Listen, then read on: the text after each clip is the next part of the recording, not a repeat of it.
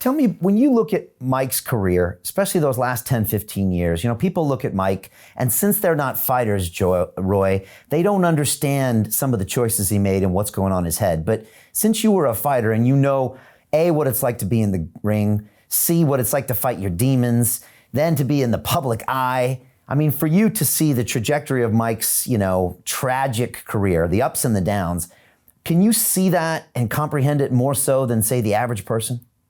Yes, I can, because actually it was not really a tragic career. There was some tragedies that occurred in his career, but it wasn't tragic. And he's actually turned it around and made it even more phenomenal at the end, because now he's doing things that he loves to do. He's making money doing the things that he loves to do. So he turned his life completely around again. So to me, in the end, he's still a success story. Nothing to be ashamed of. I mean, maybe some of the choices and decisions he made, but some of the choices I think were wrongfully done, because I can't see, first of all, how you put him in jail when somebody goes to his room at 10 o'clock at night, and what are you going to Mike Tyson's room expecting to happen at 10 o'clock at night?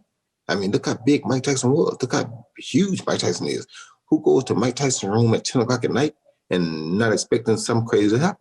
So to me, it's like, I'm not saying you should do nothing wrong to anybody, but to me, it seemed like the person went there looking for trouble, almost. I'm not sure they did, but it's just, I'm not sure. You know what I'm saying? So it's like you can see both sides, but some things I can't really hold him accountable for.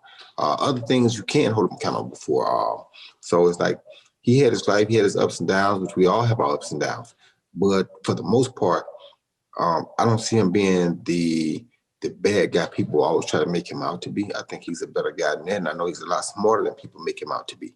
So I think his career has been really pretty awesome, with a few black spots in it. But who doesn't have an awesome career that doesn't have black spots in it?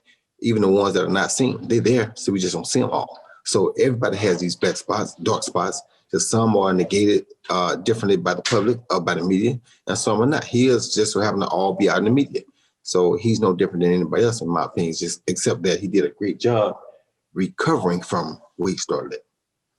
Yeah, it's fascinating to hear him talk now about some of the things that he did. Have you heard him talk about like the times in the past when he lashed out at the press and got in the face of fighters? When he talks about it now, he's like, yeah, that's the scared me coming out. That's what I did when I was scared and insecure. But most of us don't understand that mentality of a fighter, because we just think he's just being a bad, scary man, but would never understand that maybe he was actually in fear himself. Mm-hmm. And he was a lot of time, but he's not afraid to admit that now, because he's grown up. That's called a maturity. He's matured to a point to where he can admit those issues now. When he was on top of the world, he couldn't admit that. It would make him look soft or look weak, and people would have took advantage of it. But now that he's beyond that point, he can admit that now. It's called maturity. Do you listen to his podcast and stuff? Because he's a fascinating, highly intelligent, highly spiritual guy who understands the human condition at a level I don't think most people would ever imagine. Of course, no, I don't listen to him, but I know he's very smart. I knew that already, so I told you he's a very smart guy. I knew that anyway. And he knows a lot more than people give him credit for. So